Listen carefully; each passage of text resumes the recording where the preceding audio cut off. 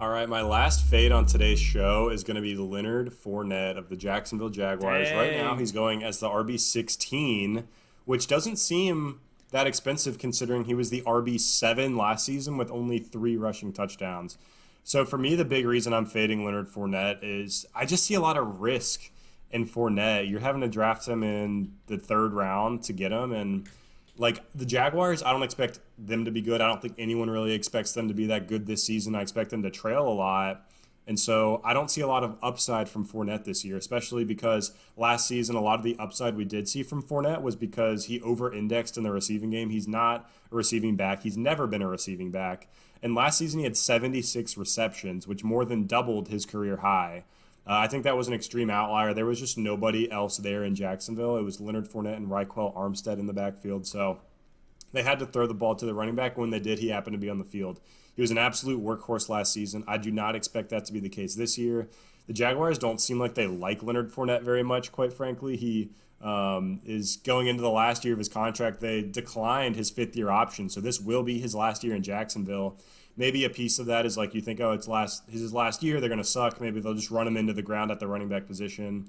But I don't think they like him very much as a player, and they definitely don't want to pay him. So they could still trade or cut him before the season, which would obviously be very detrimental to his value. I don't know a team he could go to that would increase his value at this point, this close to the year. And they also brought in pass-catching running back Chris Thompson, which is really my biggest concern with Fournette. The reason he had so much value last season was because of those 76 receptions. Now you bring in pass-catching running back Chris Thompson, who's probably going to take at least half of those, and I expect Fournette to be much closer to 30 to 40 receptions this season, which, yes, maybe the touchdowns go up. He only had 3 last year. But I think the subtraction of the receiving work is going to have a much bigger impact than the addition of potential touchdowns this year. So at running back 16, Fournette's right in that range with Todd Gurley, Le'Veon Bell, Melvin Gordon. And I find myself taking those guys every single time. I know Todd Gurley is someone I always shoot for in that same area. And if Gurley's gone and I'm deciding between like Le'Veon, Melvin Gordon, or Fournette, I usually find myself just taking a wide receiver and waiting to see which one gets back to me in the next round. Now, if Fournette falls to the 4th round or the 5th round, I'm willing to take the flyer on him.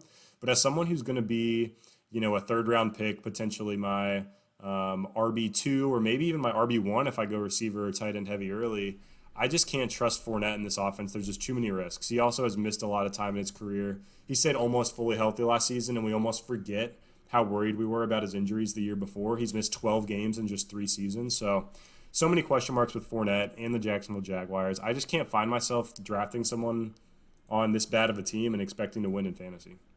I get it, man. I totally get it. I actually think Fournette's ADP there is right where he should be. I totally get what you're saying. Granted, Chris Thompson doesn't scare me all too much. He's had his own health problems. And what we know about Fournette, I mean, he's finished as a top 10 running back. 2018, he was hurt, missed a bunch of time. But 2017, he was RB9. Last year with the RB7. This is, again, on PPR. I feel like, Fournette isn't just going to totally fall out. I think he's going to get still, close to 300 touches, if not more than that, if he stays relevant somehow in that receiving game. I know there's a lot to dislike with his contract situation, which, from a dynasty perspective, fade Fournette every day of the week. I'm selling him if he's on my rosters for anything that I can get. Because I don't like his future outlook. But for 2020, I actually like Fournette a lot. I think he could end up still getting a ton of receiving work. I think he'll be the 1st and 2nd down guy. He's going to be their goal line back. They're not going to give it to Armstead or Thompson on the goal line. And so for a guy that I'm getting here at the RB16, that's actually right where I think he should be. And there's question marks for all these names there. And if you feel safe with that Le'Veon Bell workload, and again, it's another situation where it's like he's going to be inefficient. He'll get some extra touches here and there, but it's going to be consistent touches. And when we're looking at the running back position, that's one of the biggest things that I circle is this guy going to get the volume? Am I going to rely on this guy to take it to the house once a week for him to be fantasy relevant? And I don't see Fournette as that type of guy. I think he's a shoe-in for close to 20 carries a week, 15 plus in a worst case scenario. And yes, the Jags I think are going to be bad, but I'm still not ready to fade Fournette, just throw him out at that RB16. I think he's kind of the last one in that tier of, Todd Gurley, Clyde Edwards-Helaire. Like, another one with question marks, but I would take him over Le'Veon Bell just because I think there's going to be that same level of consistent volume. I still think the pass work will be there to a degree, definitely not as much as last season. But I mean, we're talking about a guy here that was handling 87% of the carries, 19% of the targets in 2019.